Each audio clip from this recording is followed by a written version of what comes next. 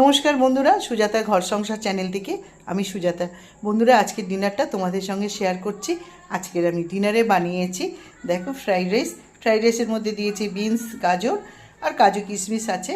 আর সাথে আছে দেখো শসা পেঁয়াজ কাটা, স্যালাড আর চিকেন কষা। আর আমি একটু তোমাদের সঙ্গে শেয়ার করছি। আর আমি যে বানিয়েছি সেইটা তোমাদেরকে দেখাচ্ছি।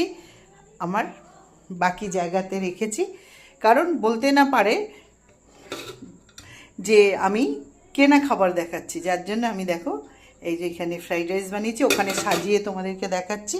আর এই কড়াইতে চিকেন আছে, তাই তোমাদের সঙ্গে একটু শেয়ার করছি বন্ধুরা।